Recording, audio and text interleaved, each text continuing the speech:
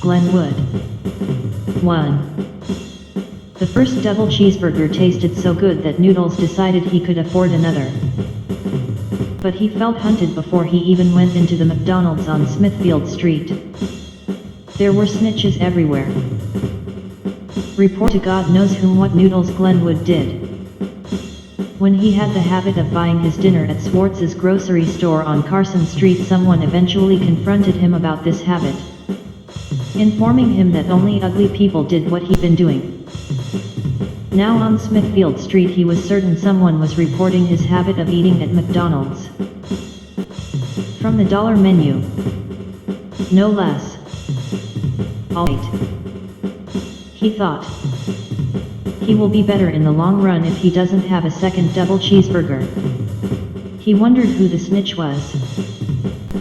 There was a street preacher on the corner of 5th and Smithfield, bellowing lines of scripture, ending lines with an A that didn't belong. I will drink poison A, and it will not harm me A, for all the usual reasons A. A year earlier he had taken him to talk to the preacher, but he was new to Pittsburgh then, and thought it might give him some ideas about what the town was all about. He got the usual bum steer of optimism, which lays like an oil slick on the three rivers of slow-moving failure. For a few months after he continued to think of the preacher as a friend, and eventually let the thought go. He was certain, by now, that the preacher was not the informant who had been hired to keep him out of the in crowd. Someone had been ratting out his uncool personal habits. Though he fretted his circumstances. Imagine for a few seconds what social acceptance would be like if he ever achieved it. And then he got an idea. He would leave his tray with the wrapper from his double cheeseburger balled on top of it right where it was at one of the tables near the window. Maybe the abandon he showed by not taking the tray to the trash receptacle would cause the spies to realize he was a rebel. On his way out of McD's he expected to see the preacher in his usual spot. But there was an unusually tall woman preaching in his place. She, too, ended each bellowed line of scripture with an added A.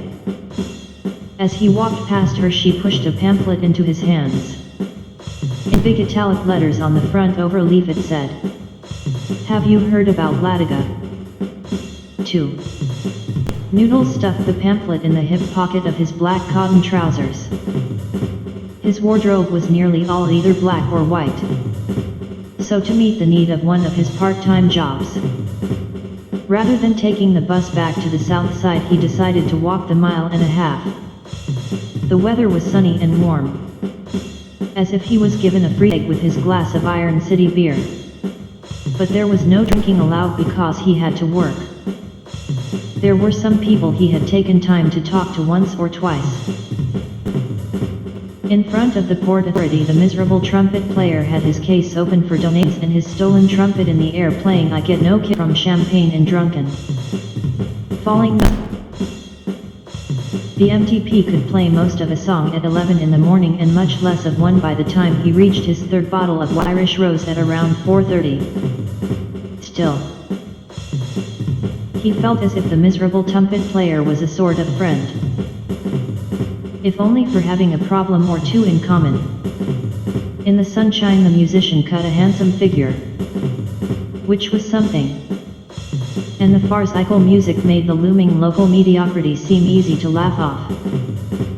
Noodles had 3 part-time jobs at the time. He had to wear black pants and white shirt for his job at that bistro, and was not forbidden from wearing the same outfit to his job at a Xerox kiosk and at the other one at the Symphony.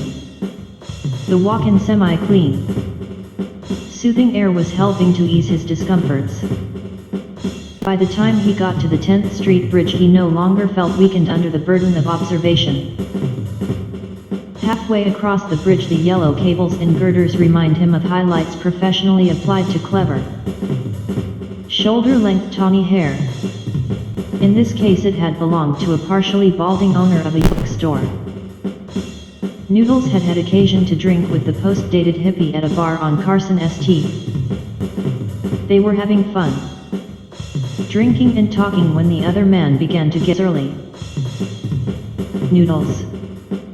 Noodles. Noodles, he started, as if out of nowhere.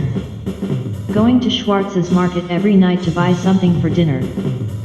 What are you talking about? Noodles asked, as if this was some sort of joke. It wasn't. Every night you buy either a pound of hamburger, or a pound of kielbasa, or a pound of sliced lunch meat. Noodles strained his memory, but could not remember ever running into Robert of the tawny hair with fake highlights. You're pathetic. Noodles. Pathetic. Buying your dinner every night at Schwartz's.